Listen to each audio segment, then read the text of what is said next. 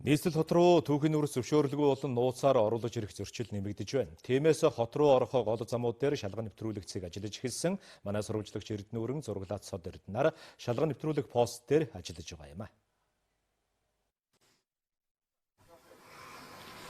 За Монголын мэдээ сувгийн сурвалжлах баг хаан уул дүүргийн 14 дугаар хороо үлзийтийн шалган нэвтрүүлэх 1-р постон дээр ажиллаж байна. За энэхүү шалган нэвтрүүлэх постоор нийс Улаанбаатар хот руу өдөрт дунджаар 150-аас 200 автомашин орж ирдэг гэж одоо шалган нэвтрүүлэх постын ажилтнууд бол хэлж байна. За энэхүү шалган нэвтрүүлэх постоор ажиллаж байгаа мэргэжлийн хэлтийн байцаагч нар болоод цагдаагийн байгууллагын ажилтнууд хууль бусаар Монгол Улсын засгийн газрын 62 дугаар тогтоолыг бас зөрчиж түүхийн нүрс оруулж ирж байгаа болон бусад зөрчлүүдийг илрүүлэхээр одоо ингэж 24 цагийн туршид бол ажиллаж байгаа юм байна. За зөрчлүүдэд ч ерөн өдөр алгасахгүй бас гарч байгаа талаар холбогд халууны хүмүүс хэлж байна. За өнөөдрийн байдлаар ихэд 2019 оны 5 сарын 15-наас өнөөдрийг хүртэл 3200 тонн зөвшөөрлгүй түүхийн нүрс одоо Улаанбаатар хот руу орж ирэх гэж байгааг одоо илрүүлэн буцааж байна.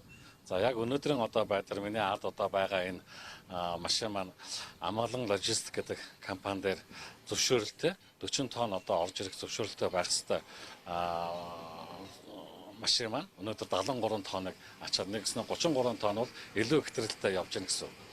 За иргэд маань жижиг тэргэндээ их нүрс оруулж ирэхийг заодж байгаа. За мөн том тэргэнүүд маань их хулгайгаараас орж ирж байгаа. За мөн хотоос сайжруулсан шахмал түлшийг хүмүүс хулгайгаар бас гаргаж байгаа. Энэ болгон дээр нь дор нь буцаагаад хяналт жалгалтын арга хэмжээ авч байгаа. За Монгол Улсын газрын 62 дугаар тогтоолын хэрэгжилтэй холбоотойгоор түүхийн нүрсийг хоригдсон хязгаарлалтын бүсэд хэрвээ түүхийн нүрс хэрэгэлсэн тохиолдолд иргэнийг 1 сая төгрөгөөр аж ахуйн нэгж хуулийн этгээдийг бол одоо 10 сая хүртэлх төгрөгөөр торгох шийтгэлийг зөрчлийн тухай хуульд зааж өгсөн байдаг.